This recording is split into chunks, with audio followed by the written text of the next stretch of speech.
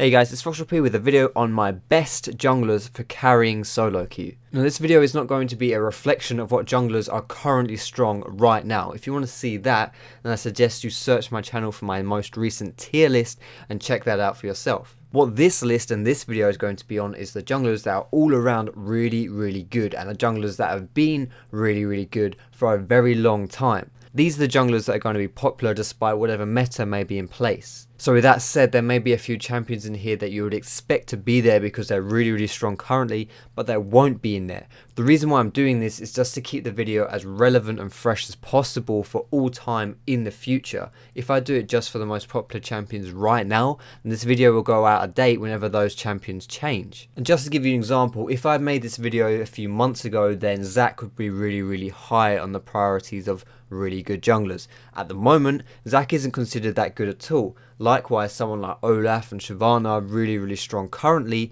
but if I'd made this video a little while in the past, they wouldn't be on here. So like I said, these champions are the junglers that have stood the test of time, that are really good and are always good. If you want to see these champions in action, then check out the links in the description where I will be linking to some of the commentaries that I've done on these particular champions. Now these aren't the only junglers that can carry in solo queue, so if you find someone isn't on this list and you really enjoy them and you do well with them, that's good for you. I mean, you can play whatever you want and you can carry in solo queue. In my opinion, these junglers, the list I'm about to give you, are just the best at doing that. So the fifth spot on this list, I've stuck Vi. Now Vi is extremely versatile as a champion. She can be full tank, she can be a full assassin, or she can be somewhere in between. She's good at all stages of the game, she's got really good clear speeds and very good ganks, especially creative ganks. She's very good at dueling and she takes away Dragon extremely quickly because of her W having percentage health damage. She can also dive in on team fights and isolate enemy carries and take them down very quickly,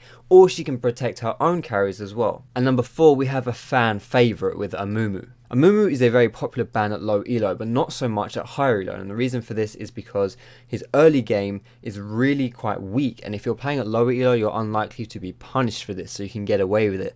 But when you're playing at higher elo, the enemy junglers will recognise that Amumu is not so strong, he can't stand on his own two legs too well, especially compared to some other junglers, so they'll be breathing down your neck and make your life extremely hard. There are some other reasons as well, but in my opinion, that's the biggest one. But still, he's a good champion to play even at these higher reloads. Some reasons for that is because he has very simple yet very effective ganks. He's got pretty decent clearing, but most importantly, he has amazing team fights with his ultimate and his engage. Amumu can completely win teamfights on his own and turn games on their head. For this reason, it's actually kind of hard to keep Amumu out of the game because he's always going to be useful no matter how far behind he gets. And this is quite a nifty trait to be having when you're playing solo queue, because if you do find yourself falling behind because you're helping your team too much, it's not really going too well, you don't want to become useless yourself. With Amumu, if you do fall behind, you'll still be useful, but if you do get ahead as well, you can absolutely dominate games and carry them because Amumu becomes extremely tanky while having a high amount of damage too. In third spot, we have Udyr. Now Udyr is a very interesting champion because he has two very different playstyles built within one champion, with his Tiger stance and his Phoenix stance. Phoenix, in my opinion, is more safer and also more consistent. You have very fast clears and good jungle control with fairly decent ganks. However, Tiger has slower clears but much higher damage threat early, especially in duels. Tiger also has some crazy damage when combined with early aggro builds, for example, getting some early Doran's Blades. He's not great in teamfights and has a lot of less utility compared to some of his other junglers and is easily kited against some team comps, but he's always a solid pain in the ass for whoever he's mauling against. He's also very good at snowballing, so if he gets ahead then he can really close the game down by himself. And last but not least, Udyr is also an extremely slippery champion. You can get away with being very ballsy on him and making a lot of plays because chances of you getting caught and dying are very slim. He's extremely tanky and he's extremely fast as well. And in second place, we have Nocturn. Nocturn is a solid all-round jungler and one of the few jungle champions that actually get stronger as the game goes on. He clears very quickly and is one of the best level 3 duelists. The main reason for this is because he has 2 free steroids on his Q and his W can even be doubled if he blocks an ability with it. He's successful at both ganking and farming playstyles, so this can really make him quite unpredictable when it comes to trying to read him in the jungle. Once he hits level 6, his ganks reach a next level and are quite possibly one of the best ganks in the game. One of the scariest ultimates as far as ganking goes definitely belongs to Nocturn. He's pretty decent at being tanky or being squishy or even somewhere in between. He performs best, in my opinion, as a follow-up champion, as a bruiser, a carry diving bruiser, as opposed to a flat-out assassin or a flat-out tank. But like I say, he's versatile, he can adapt to these situations and he does them fairly well. And in the first spot, so the king of solo queue jungling in my opinion, is Elise.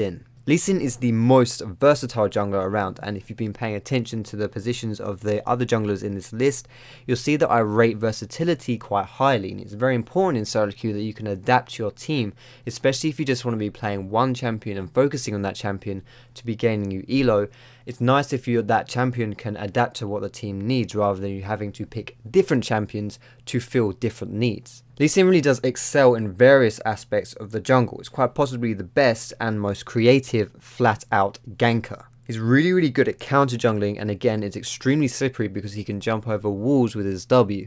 This is even amplified by the fact that now you get a free trinket ward as well, so he can be doing this right from the get-go. His damage early is pretty high, in fact it's almost unparalleled. And Elise is one of the few junglers who can completely destroy a game within 15 minutes.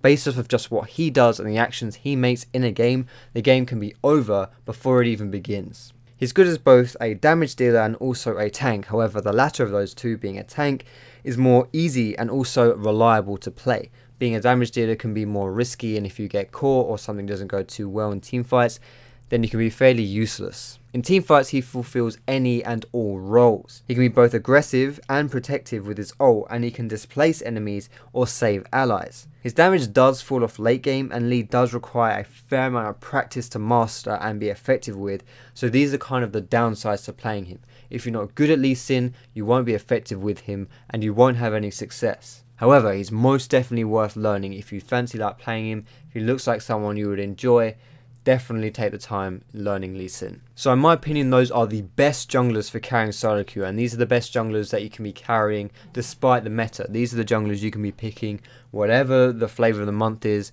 however it's going, these junglers will always be strong.